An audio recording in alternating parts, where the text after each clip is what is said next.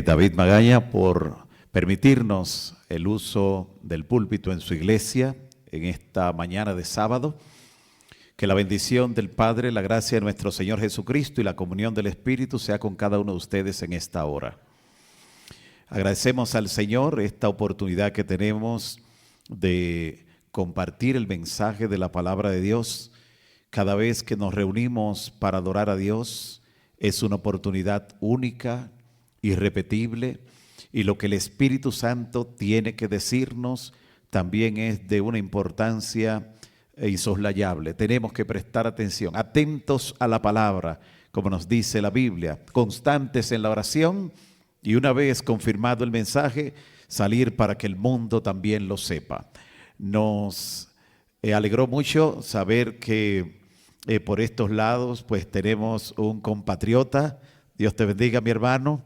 Espero pues al final poder conocerlo ya más de cerca allí. Ya conozco su familia allá en Santo Domingo, especialmente en la iglesia de Osama, donde por la gracia de Dios pudimos servir por casi 6 años para gloria del Señor. Es una familia muy apreciada. Y poder conocerlos a todos en esta hora, que esperamos un día compartir para siempre en el reino de los cielos. Aquí somos todos peregrinos y extranjeros. Nuestra ciudadanía está en el reino de los cielos. Así lo asegura la palabra. Queremos compartir en esta hora el mensaje al que hemos titulado Viviendo para la gloria de Dios. ¿Le gustaría vivir para la gloria de Dios el tiempo que le resta en su paso por este mundo? Amén, gloria al Señor. Viviendo para la gloria de Dios. ¿Qué tiene la palabra de Dios que decirnos en este sentido? ¿Cuál es la razón de ser? No solo del pueblo de Dios aquí en la tierra, sino de cada uno de nosotros en forma individual. ¿Cuál es la misión que Dios tiene para cada uno de nosotros? En Mateo capítulo 5, versículo 16, el Señor Jesús dice: así alumbre vuestra luz delante de los hombres, para que vean vuestras buenas obras y glorifiquen a vuestro Padre que está en los cielos. Para la gloria de nuestro Padre que está en los cielos. Así debe ser la luz que brille, que emane de cada uno de nosotros. Por eso somos animados a brillar en el sitio donde estamos. Y Apocalipsis 14, como parte del mensaje, del último mensaje de misericordia que se comparte en el mundo, dice a gran voz: temed a Dios y dadle gloria. Darle gloria al Creador. Y cuando nos habla de temer a Dios, nos remite directamente allí a Eclesiastés 12:13, donde dice el sabio que el fin de todo discurso oído es este. ¿Cuál? Teme a Dios. Note cómo está conectado. Teme a Dios y guarda sus mandamientos, porque eso es el todo del hombre. Y entonces aquí, luego de hablar de temor a Dios, luego de referirnos a los mandamientos de forma indirecta, entre líneas, dice entonces: y dadle gloria. Y sucede que justamente sobre la tapa del arca que contenía los mandamientos, esos mandamientos de lo que dice el sabio, que el guardarlos es el todo del hombre, sobre la tapa que cubría el arca del testimonio, allí era donde se manifestaba la gloria de Dios, la Shekinah. Y por eso cuando nos dice temed a Dios y dadle gloria, nos lleva directamente allí, al lugar santísimo del santuario celestial. De paso, cada uno de nosotros es un santuario. Y la palabra de Dios dice en 1 Corintios 3:16, ¿no sabéis que sois, qué cosa? Templo de Dios, y que el Espíritu de Dios habita o mora en vosotros. Somos templos, somos santuarios. Por eso en Apocalipsis capítulo 14, versículo 12 dice: aquí está la paciencia de los santos, aquí están los que guardan. Note que donde se guardaba el arca que contenía los mandamientos era en el templo. Ahora Dios no tiene un solo templo, tiene templos vivientes que guardan los mandamientos en su corazón. Amén. Así que ese guardar los mandamientos que nos dice allí es sumamente importante. Nos está indicando claramente lo que Dios espera de cada uno de sus hijos en esta parte de la historia. ¿Y por qué templo del Espíritu Santo? Porque el Espíritu Santo no siempre va a contender con el ser humano. En 1 de Samuel, libro 1 de Samuel, El primer libro de Samuel, capítulo 16, versículo 14, narra la experiencia de alguien que no vivió a la altura de ser templo del Espíritu Santo, y el Espíritu de Jehová llegó un momento que se apartó de él. Estamos hablando del primer rey de Israel. ¿Cómo se llamaba? Saúl. Así que el Espíritu de Jehová se apartó de Saúl y vino otro espíritu que le atormentaba, que le develaba, un espíritu que le atormentaba constantemente, porque el Espíritu de Jehová se había apartado de él. Dice el Señor en Génesis capítulo 6, versículo 3, no contenderá mi espíritu para siempre con el hombre. Saber que somos templo del Espíritu Santo nos lleva entonces a vivir para gloria de Dios, para que el Espíritu Santo siempre sea bienvenido a nuestras vidas, para no entristecer al Espíritu Santo, para no apagar al Espíritu Santo, de ninguna manera a resistirle en la obra. Por eso David, quien fue consciente de lo que pasó con Saúl, porque él era el que rápidamente lo llamaban de emergencia cuando el espíritu malo atormentaba a Saúl, luego que el Espíritu Santo lo había abandonado por su conducta rebelde en contra del mandato de Dios. David era quien venía y al tocar el arpa pues ahuyentaba al espíritu malo. Y entonces David, cuando pecó, cuando él fue el que tuvo la caída, oró a Dios de corazón diciendo, no me eches de delante de ti y no quites de mí, ¿qué cosa? Tu Santo Espíritu. David sabía que si el Espíritu Santo se apartaba de él, pues era porque llegaba al punto de no retorno. Era por haber cometido eso que se le llama el pecado imperdonable, pecado de muerte. Así que en medio de la situación que estaba viviendo, no quiso por ninguna razón alejarse de Dios.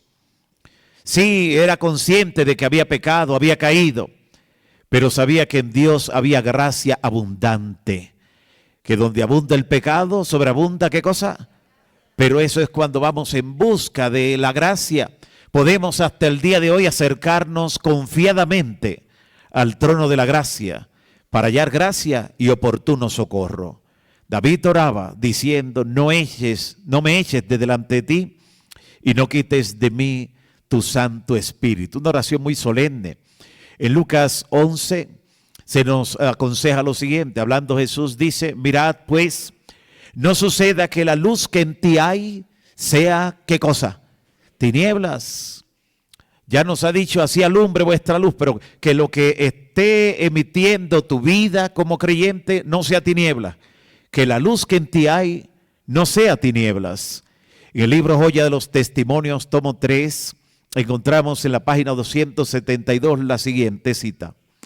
Entre nosotros están aquellos que como Acán harán confesiones demasiado tardías como para salvarse. No es que dejarán de confesarse, lo van a hacer, pero esas confesiones serán demasiado, ¿qué cosa? Tardías. Al ver los acontecimientos finales que se abalanzan sobre el mundo, algunos van a entender que definitivamente Cristo está a la vuelta de la esquina, que no tienen la preparación necesaria como ocurrió con 5 de las 10 vírgenes, y cuando intenten buscar aceite verán que ya es demasiado, ¿qué? Por eso, entre nosotros, dice la inspiración, están aquellos que como Acán, y recordarán la experiencia de Acán, que como Acán harán confesiones demasiado tardías como para salvarse. Acán escondió, simuló, camuflajeó su fidelidad por mucho tiempo. Era infiel a Dios. Hizo una confesión pero muy tardía. No están ellos, dice, en armonía con lo correcto. Desprecian el testimonio directo que llega al corazón y se regocijarían de ver silenciado a cualquiera que le dirige un reproche, a cualquiera que le indica dónde está la falla, a cualquiera que coloque el dedo en la llaga para hacerle reaccionar, despertar y recordarle la solemnidad de su vida espiritual y de su paso por este mundo. Sumamente importante. En Lucas capítulo 12, el Señor Jesús dice la gran responsabilidad que cada uno de nosotros tiene por la gran luz que se nos ha confiado. De paso, tenemos como pueblo la mayor cantidad de luz revelada desde los días apostólicos. Ninguna otra generación tuvo tanta luz a su alcance como nosotros. Y dice Cristo, aquel siervo que conociendo la voluntad de su Señor no se preparó ni hizo conforme a su voluntad, recibirá muchos azotes. Mas el que sin conocerla hizo casos dignos de azote, será azotado poco. Porque a todo aquel a quien se le haya dado mucho, mucho se le demandará. Y al que mucho se le haya confiado, más se le pedirá. Cuánta luz nos ha confiado el Señor y cuántas oportunidades nos ha dado. En el libro primero de los Reyes encontramos la experiencia de alguien que tuvo gran luz. No solo fue miembro del pueblo de Dios, fue el rey de Israel, de quien se esperaba que anduviese a la luz que Dios le había dado, de la oportunidad que le había confiado. Pero este rey llamado Acab, hijo de Omri, reinó sobre Israel en Samaria 22 años. Y Acab, hijo de Omri, hizo lo malo ante los ojos de Jehová. Dice la palabra que lo malo que hizo fue más que todos los que reinaron antes que él. O sea, tenía el récord de maldad. Entre las cosas que hizo, se casó con Jezabel, una hechicera, hija de Ed-Baal, rey de los Sidonios, conociendo la luz de Dios, siendo líder en el pueblo de Dios, teniendo tanta luz que Dios le había confiado. Y dice la palabra cómo Dios, a través del profeta Elías, hizo uno de los milagros más extraordinarios de la antigüedad y de toda la historia bíblica. Cuando en el monte Carmelo, en su presencia, Dios, ante la oración de Elías, hizo descender, ¿qué cosa? Fuego.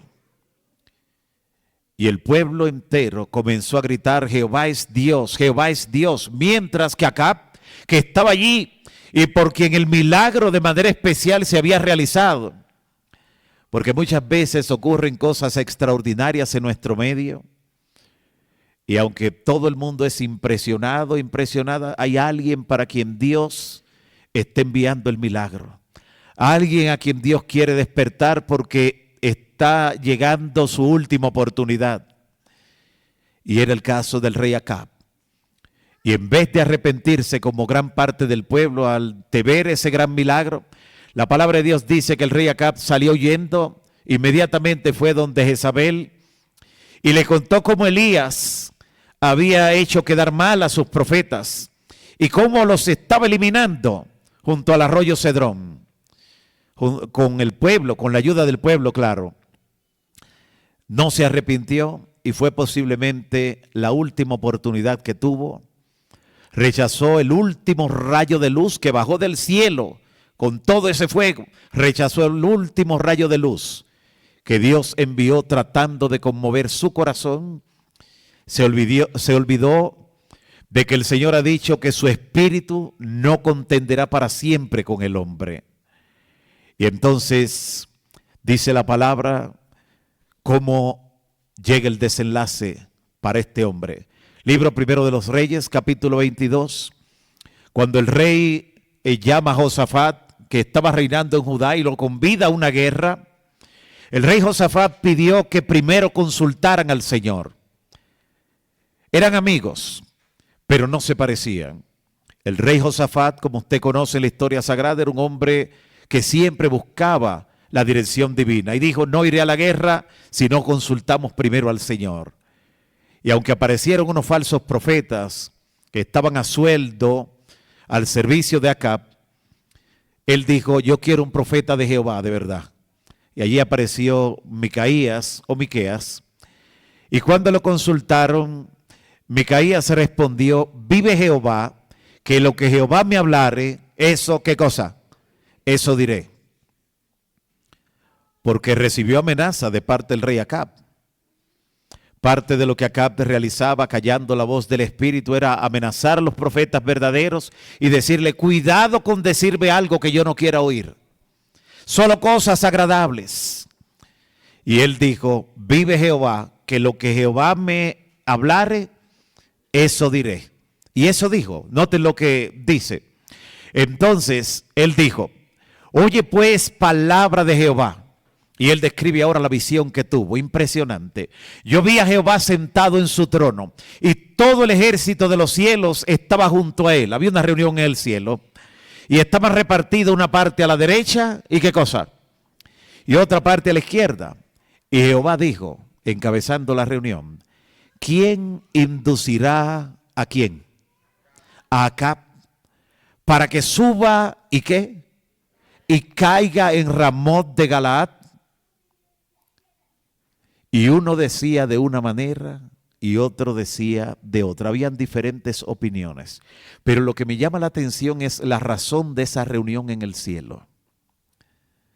Acab había llegado ya en forma individual al punto de no retorno. Se había ido muy lejos, donde su corazón ya no iba a dar vuelta atrás. Algunos desoyen la voz del Espíritu, los mandatos de Dios, con la esperanza de que en algún momento obedecerán. Se olvidan de que engañoso es, ¿qué cosa? El corazón. ¿Y qué más dice la Biblia del corazón? Y perverso. ¿Quién lo conocerá? Por eso cada vez que el Espíritu Santo llama a una reflexión, a un cambio, a obedecer la indicación de la palabra, dice que si oyereis, ¿cuándo? Oí su voz.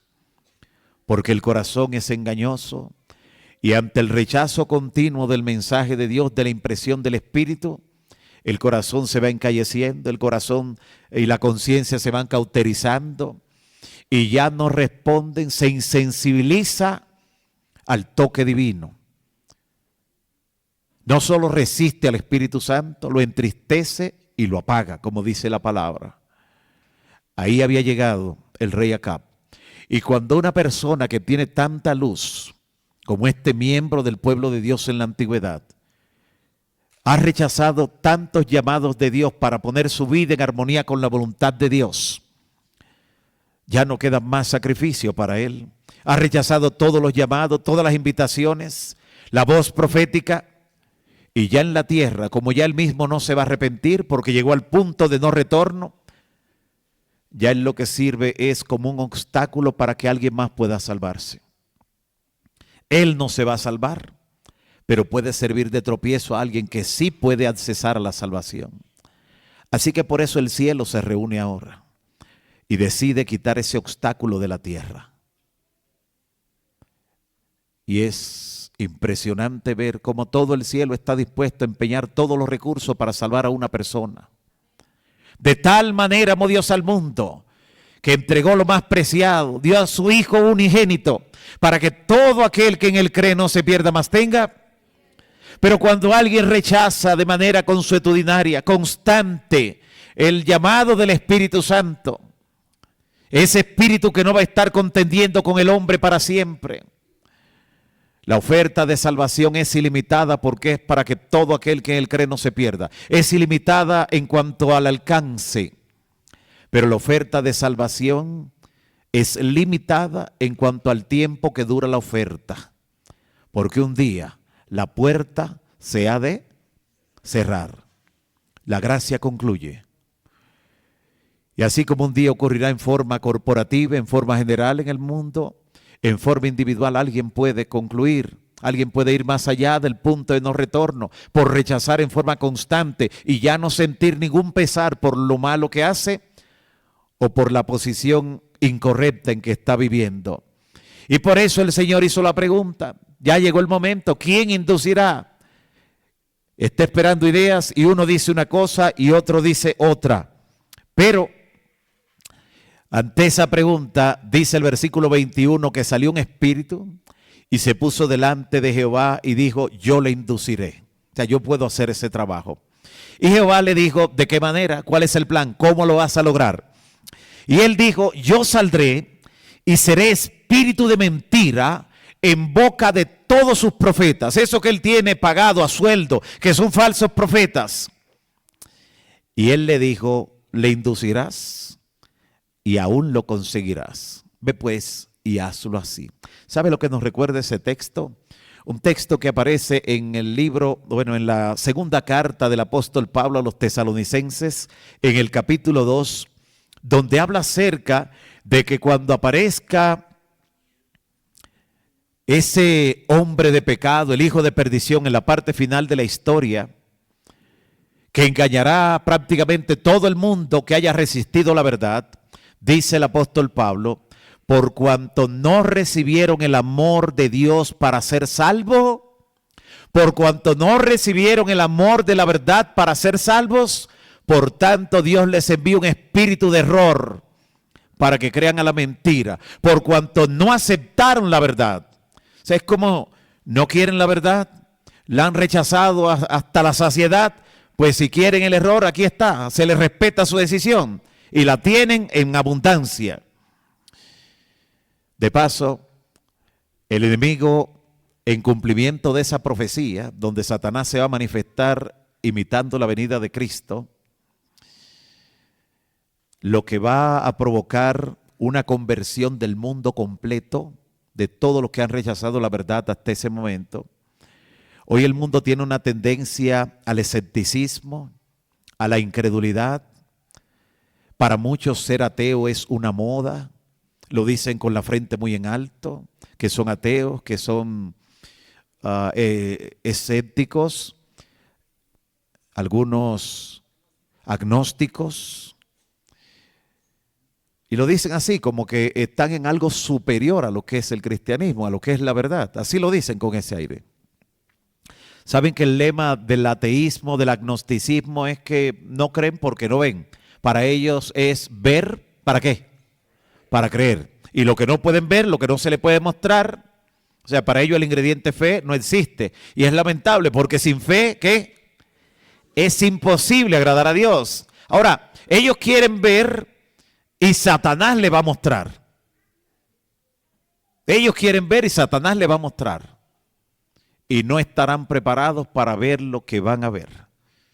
Satanás se aparecerá como un ser deslumbrante, con la descripción que del Hijo de Dios hace Juan en Apocalipsis 1, con un brillo que nunca han visto los seres mortales, y por todo el planeta repercutirá la voz diciendo que Cristo ha venido, Cristo ha venido.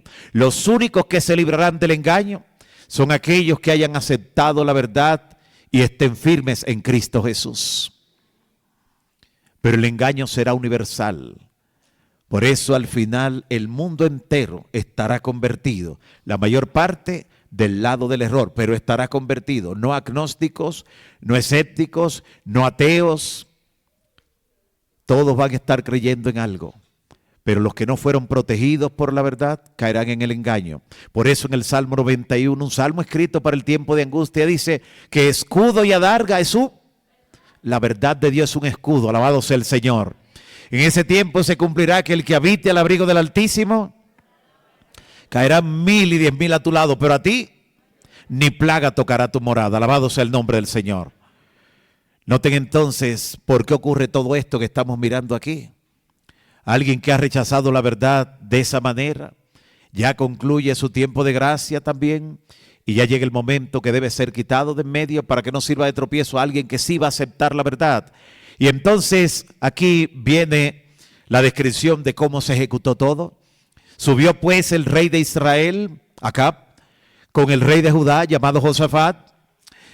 Subieron justamente a aquel lugar, ¿cómo se llamaba esa localidad? Ramot de Galaad. Y el rey de Israel le dijo a Josafat, o sea, Acab le dijo a Josafat, mira, yo me disfrazaré y entraré en la batalla, pero disfrazado, como un soldado cualquiera, con su armadura, para que nadie me reconozca. Pero tú ponte tus vestiduras reales. O sea, note qué tipo de amigo era Acab con Josafat. Él sabía que al rey lo iban a buscar para matarlo. Y le dijo, vístete tú como rey que yo voy a ir disfrazado. Pero ¿creen usted que ante el decreto divino él se podía esconder? Usted se puede esconder de otro ser humano. Puede engañar a otros y hasta autoengañarse en un momento, pero no puede engañar a Dios. Pero él pensó que sí, que podía, así que entró disfrazado. El rey de Israel se disfrazó y entró en la batalla. Pero el rey de Siria, del ejército enemigo que venía a pelear contra ellos, había mandado a sus 32 capitanes, así de grande era el ejército, a los 32 capitanes de los carros, diciendo: no peleéis ni con grande ni con chico. No le tiren, no le disparen a nadie ninguna flecha, sino solo contra el rey de Israel. Una batalla muy particular. Solo andaban buscando a una persona, solo iban a pelear contra una persona. Eso llama la atención. Se nota que no era una guerra común y corriente. Y cuando los capitanes de los carros vieron a la distancia a Josafat, que estaba vestido como un rey, ellos pensaron que era el rey de Israel y vinieron contra él para pelear. Pero el rey Josafat clamó a Dios. Y el Señor ha dicho: clama a mí. Así que tan pronto clamó, viendo los capitanes de los carruajes, de los carros, que no era el rey de Israel, ¿qué hicieron? Eran enemigos, pero al ver que no era el que andaban buscando, ¿no le parece sospechoso eso? No es que ya sabemos el trasfondo que tiene. Al único que andaban buscando era a Acab. Pero un soldado, como no había pelea, porque solo estaban buscando al rey, el rey estaba disfrazado y nadie lo podía encontrar. Allí estaban ellos ociosos y un soldado dijo: no estoy haciendo nada, así que por lo menos voy a tirar flecha al aire. Y un soldado disparó su arco a la aventura hacia el aire. Pero esa flecha que fue disparada sin ningún objetivo fue teledirigida por computadoras desde el cielo, ¿sabían? Porque el cielo sí tenía un objetivo. Fue teledirigida esa flecha y fue entre todos los soldados y buscó específicamente a uno que estaba disfrazado, pero que se sabía dónde estaba. Lo sabían en el cielo. Y fue esa flecha y no solo lo alcanzó, porque él estaba con armadura. Si la flecha le daba aquí, rebotaba en el casco. Si le daba aquí, rebotaba con la coraza. Estaba con la armadura. Así que fue y buscó específicamente aquí en la juntura, donde había un espacio para que él pudiera moverse, flexionar. Justamente ahí fue y se clavó la flecha. Pero ese no es un lugar mortal. Ahí no hay órganos vitales en esa región. Así que la herida no fue mortal en naturaleza, pero ocurrió algo. Dice que en ese momento, cuando él fue herido, él le dijo a su escudero: da la vuelta y sácame del campo, sácame de la batalla, porque estoy herido. Y aunque no era una herida mortal, pero podía desangrarse. Ahí sí, y justamente en ese momento los que no estaban peleando, ahí comenzaron a pelear, que tampoco fue casual. La batalla en ese momento arreció y el rey estuvo en su carruaje allí, en su carro parado, sin poder moverse. Y a la tarde se desangró completamente y finalmente, ¿qué pasó? Murió. El triste fin de una persona con tanta luz, pero que la despreció, que la rechazó, que aún ante el milagro que Dios desplegó ante su vista para conmover su corazón, rechazó hasta ese llamado de Dios.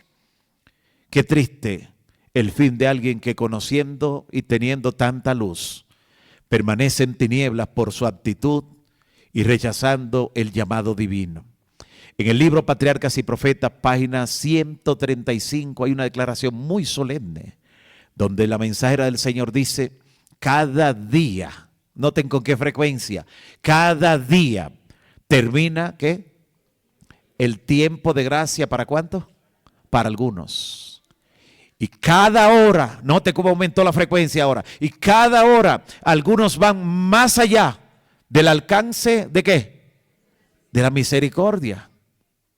Cada hora algunos van más allá del alcance de la misericordia divina. Algunos están en su entorno, a su alrededor, en su círculo de influencia. Hay personas que están a punto de llegar a ese lugar donde no hay retorno en su vida. Porque cada día termina el tiempo de gracia para algunos. Cada hora algunos pasan más allá del alcance de la misericordia divina. Y pregunta la inspiración: ¿y dónde están aquellas voces de amonestación y súplica que inducirán a los pecadores a huir de esa pavorosa condenación? ¿Dónde están esas voces? ¿Dónde están aquellos que van a alertar a la gente, a decirle que busquen a Jehová mientras puede? y que lo llamen en tanto que está cercano. Porque vienen días, dice Jehová, en los cuales enviaré hambre a la tierra, no hambre de pan ni sed de agua, sino hambre, una desesperación de oír, ¿qué cosa? La palabra de Jehová. Y en ese tiempo irán errantes de mar a mar, desde el norte hasta el oriente, discurrirán buscando palabra de Jehová. ¿Y qué pasará? Y no la hallarán. Por eso hoy es el día aceptable, dice el Señor. ¿Cuánta gente a nuestro alrededor que no conoce todavía la verdad? ¿Y cuántos que tienen la luz no están andando a la altura de ellos, a la altura de esa verdad?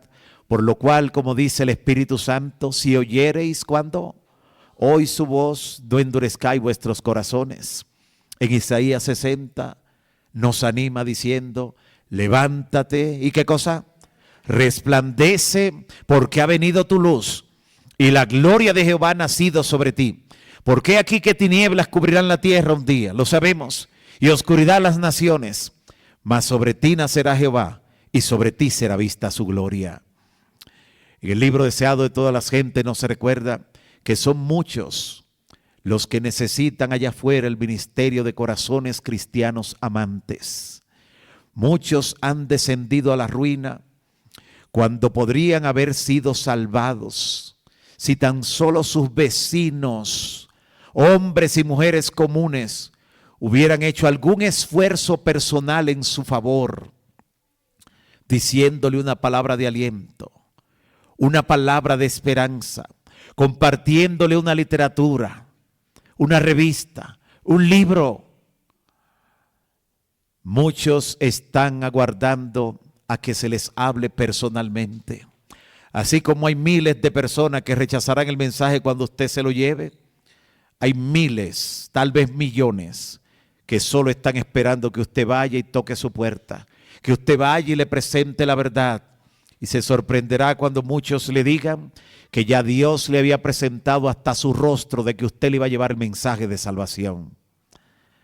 Hay gente que está esperando por aquellos vecinos, amigos, compañeros de estudio, de trabajo y familiares que van rumbo a la ruina directamente, a menos que el que conoce la verdad, que quien conoce esta verdad para este tiempo, vaya y le extienda la mano en el nombre de nuestro Señor Jesucristo. En Juan 15 Jesús dice, en esto es glorificado mi Padre, en que llevéis, ¿qué cosa? Mucho fruto. Recordarán la parábola de la higuera estéril, donde Jesús dice en Lucas capítulo 13, versículos 6 al 9, que un hombre había plantado una viña y vino a buscar fruto en una higuera que plantó. Vino por 3 años a buscar fruto y no lo halló. Y dijo, voy a quitarla. Y voy a quitarla porque está inutilizando el terreno que puede ocupar otra planta que sí lleve fruto. Me está inutilizando el terreno, la voy a cortar. Pero el viñador le dijo al dueño de la viña, el viñador representa a Cristo, quien intercede por nosotros, y le dice, Padre, déjala este año hasta que yo cabe alrededor de ella, la abone, la pode, le voy a dar un cuidado mayor, voy a hacer algo extra con esa planta para que dé fruto. Y si da fruto bien, serán para gloria tuya. Pero si no da fruto, la cortarás después. El Señor se acerca a cada uno de sus hijos al finalizar cada año y pasa revista a ver si hemos dado los frutos conforme a la luz que nos ha dado. Al finalizar el pasado año es posible que muchos de nosotros el Señor no encontrara los frutos que esperaba, conforme a la luz, los privilegios y oportunidades que nos ha dado, y que la decisión fue cortarnos ya.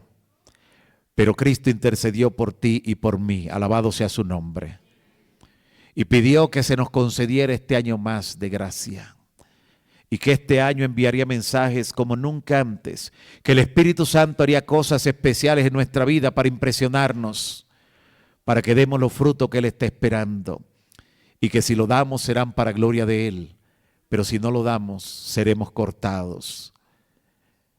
El fruto principal que el Señor espera ver, el fruto del Espíritu, dice Pablo, ¿cuál es? El fruto del Espíritu es amor, todo se deriva de ahí, amor. Amor, y es tan importante ese fruto que en 1 de Juan 3:14 dice, nosotros sabemos que hemos pasado de muerte ¿a qué? A vida, en que amamos a los hermanos. El que no ama a su hermano todavía permanece en muerte. Por eso, una de las últimas parábolas que el Señor Jesús mencionó, algunos creen que fue la última, fue la parábola de las ovejas y los cabritos, donde finalmente el Señor dice que el desenlace final, el examen final para el creyente, tendrá una sola pregunta. Todos los que hemos sido examinados en la escuela, en la universidad, si nos dicen que el examen tiene una sola pregunta, podemos alegrarnos o podemos entristecernos. Tiene pro y tiene contra. Es buena noticia que tenga una sola pregunta si la sabemos la pregunta. Pero si no la sabemos, pues tenemos un 0. Ahí conviene que tenga muchas preguntas. Pero tiene una sola pregunta.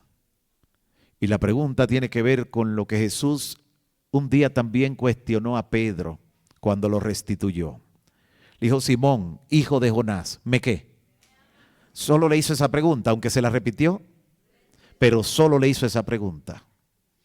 Y esta parábola indica que el desenlace final, que en el juicio final hay una pregunta que es la del examen final.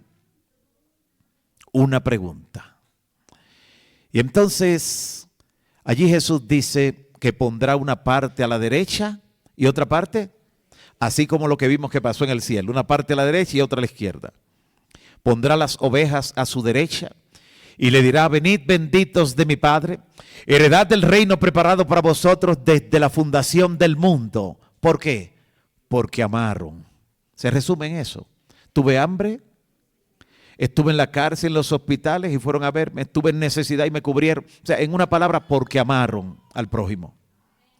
Mientras que a los cabritos que estarán a la izquierda le dirá, apartaos de mí, malditos, al fuego preparado para el diablo y sus ángeles. ¿Pero por qué, Señor? Porque no amaron. No amaron. Y es interesante cómo la inspiración resume por qué Jesús presenta así el examen final. Mírenlo cómo lo dice en el Deseado de todas las gentes, página 592, comentando la parábola. Así presentó Cristo a sus discípulos en el monte de las olivas la escena del gran día del juicio. Explicó que su decisión girará en derredor de ¿cuántos puntos? Un solo punto. Cuando las naciones estén reunidas delante de él, habrá tan solo ¿cuántas clases? 2 clases. Y su destino eterno quedará determinado por lo que hayan hecho o dejado de hacer por él, por Cristo, en la persona de los pobres y dolientes. En aquel día, Cristo no presenta a los hombres ya la gran obra que él hizo para darles su vida en redención en la cruz. Ya eso no se lo presenta otra vez. Presenta ahora la obra que ellos hayan hecho para él. La obra que tenemos que hacer para Cristo, alabado sea su nombre. En el libro Servicio Cristiano dice, Dios nos tiene por responsables de todo lo que llegaríamos a hacer por medio del uso debido de nuestros talentos. Ha oído personas decir, después de pasar muchos años, yo pude haber hecho tal cosa, yo pude haber sido tal. ¿Ha oído gente decir así? ¿Sabe que se están condenando con sus propios labios? Porque están diciendo que tenían el potencial de hacer más y no lo hicieron. Mire lo que dice la cita inspirada. Dios nos tiene por responsables de todo lo que llegaríamos a hacer por medio del uso debido de nuestros talentos. Gracias a Dios que mientras hay vida hay esperanza. Amén. Pero la cita sigue diciendo, seremos juzgados de acuerdo con lo que debiéramos haber hecho, pero no efectuamos, por no haber usado nuestras facultades para darle gloria. O sea, por no haber vivido para gloria de Dios. Y note ahora lo interesante de esta cita. Habrán algunas personas que aunque no se pierdan, habrán perdido algo, aunque lleguen al cielo. Dice esta cita, aun cuando no perdamos nuestra alma, o sea, aun cuando lleguemos al cielo, en la eternidad, nos daremos cuenta del resultado de los talentos que dejamos sin usar. Habrá una pérdida eterna por todo el conocimiento y la habilidad que podríamos haber obtenido y que no tuvimos. Aunque Dios perdone al pecador, sigue diciendo la inspiración, aunque Dios perdone al pecador, la eternidad no compensará la pérdida voluntaria experimentada en esta vida. Llegar a la vida futura, desprovistos de la mitad del poder que podríamos haber llevado allí, es un pensamiento terrible. Pero usted está diciendo, pero si yo llego allí, yo lo que quiero es llegar. ¿Qué es lo que voy a perder si finalmente voy a estar allí? Los días de prueba malgastados aquí, cuando debíamos prepararnos para el cielo y ayudar a preparar a otros, compartiendo la verdad, constituyen una pérdida que nunca se recuperará. La capacidad de disfrutar será menor en la vida futura. Nota por qué habrá una pérdida eterna, aunque no perdamos nuestra alma, si descuidamos nuestro deber aquí delante de Dios, de dar a conocer esta verdad a tiempo y fuera de tiempo, de esparcir la luz, de vivir para gloria del Señor. La capacidad de disfrutar, aunque llegue allí, será, como dice la inspiración, será menor en la vida futura. Pero mientras hay vida y esperanza, alabado sea el Señor. Por más alto que sea el nivel al que lleguemos, si nos descuidamos ahora, por más alto que sea el nivel al que lleguemos en la vida futura, podríamos haber alcanzado niveles mucho más elevados si hubiéramos aprovechado al máximo los privilegios y las áureas oportunidades dadas por Dios. Por eso el Espíritu Santo hoy también te dice, y nos dice a todos, que prediquemos, ¿qué cosa? La palabra. Que instemos a tiempo. Eso fue escrito justamente para esta época donde la gente a veces dice que no tiene tiempo. Siempre para lo que le demos importancia habrá tiempo. Siempre. A tiempo y fuera de tiempo. Redarguye, reprende, exhorta con toda paciencia y doctrina en el nombre del Señor. Si lo haces, entonces nacerá tu luz como el alba y tu salvación se dejará ver pronto. E irá tu justicia delante de ti y la gloria de Jehová será tu retaguardia. ¿Te gustaría que eso sea así en tu vida? Quiero invitarte a estar en pie para hacer este compromiso delante del Señor, pidiendo al Espíritu Santo que no se aparte de nosotros, que siga contendiendo con nosotros, que no nos abandone hasta que estemos ejecutando plenamente la voluntad del Todopoderoso. Que nos inquiete, que continúe hablándonos al corazón y a nuestra conciencia, hasta que cada uno y cada una esté empeñado en la obra del Señor, de la cual Él ha dicho que bienaventurado aquel siervo y aquella sierva que cuando Él regrese le encuentre haciendo así. Que Dios te bendiga. Padre bendito que estás en los cielos, glorificado sea tu nombre hoy y para siempre. Gracias te damos, Señor, por el mensaje de tu palabra. Gracias porque el Espíritu Santo nos ha hecho reflexionar en forma muy seria en lo que es nuestro paso por este mundo, en el privilegio que tenemos de conocer la verdad del Evangelio puro, en saber que nuestros nombres aún están inscritos en el libro de la vida y saber que el Espíritu Santo no luchará para siempre con aquel que aún sabiendo la verdad no la practica, no vive a la altura de esa luz. Señor, llénanos con el poder de lo alto para andar obedeciendo tu palabra y para compartir esta verdad preciosa a tiempo y fuera de tiempo. Gracias, Señor, porque por cumplir con esta tarea, esta tu iglesia y cada familia aquí representada, un día estarán frente a ti, frente al trono celestial, en el reino de los cielos. Gracias por escucharnos y gracias por responder nuestra oración en el nombre de Jesús. En el nombre de Jesús, en el nombre de Cristo Jesús. Amén. Amén. Pueden sentarse. Dios le bendiga.